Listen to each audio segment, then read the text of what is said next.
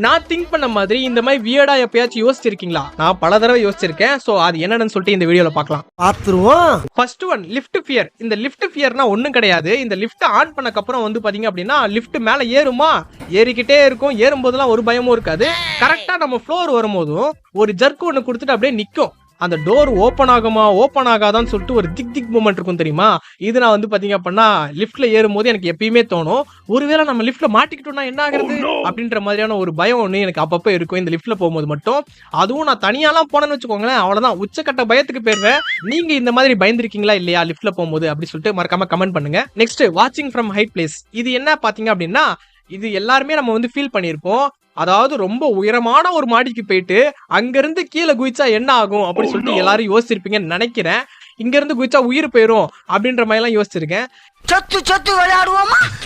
ஒருவேளை மாடி வந்து ரொம்ப கம்மியா இருந்தது, ஃபர்ஸ்ட் ஃப்ளோர் மட்டும் தான் இருக்கு அப்படின்னா அங்க இருந்து கீழே குதிச்சா நம்ம கால் மட்டும் தான் உடையும், நம்ம உயிரோட பழச்சிடலாம் அப்படின்னு சொல்லிட்டு நான் யோசிச்சிருக்கேன்.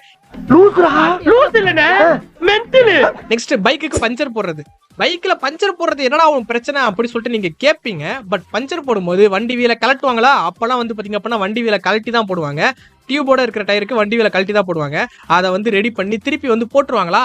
எனக்கு ஒரு டவுட்டா இருக்கும், ஒருவேளை வீலு தனியா கலந்து போயிருச்சுன்னா என்ன வருது அப்படி சொல்லிட்டு, ஒழுங்கா மாட்டினாங்களா இல்லையான்னு சொல்லிட்டு எனக்கு ஒரு தாட் இருந்துட்டே இருக்கும் பஞ்சர் போட்டு வந்ததுக்கு அப்புறம். உங்களுக்கு அந்த மாதிரி வீலை கழட்டி மாட்டும் போது இந்த மாதிரி யோசிச்சிருக்கீங்களா யோசிக்கலையா? கண்டிப்பா யோசிச்சிருப்பீங்கன்னு நினைக்கிறேன். டயர் இல்லாம எப்படியா வண்டி இவ்வளவு தூரம் வரும்? ஏப்பா இத முதல்ல சொல்ல வேண்டியதானே?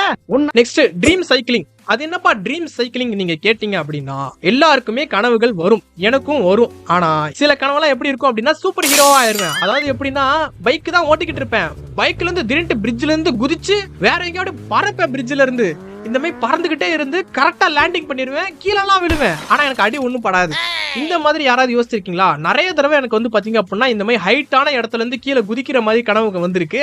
குதிச்சிருவேன், குதிச்சு எனக்கு ஒன்னும் ஆகுது, அப்படியே பறக்கிறது எல்லாமே எனக்கு ஃபீல் ஆகும்.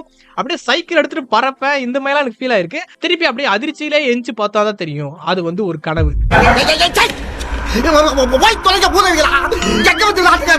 ஆனா இதை ரீசெண்டா ஒரு இன்ஸ்டாகிராம் ரீல்ல தான் பார்த்தேன்.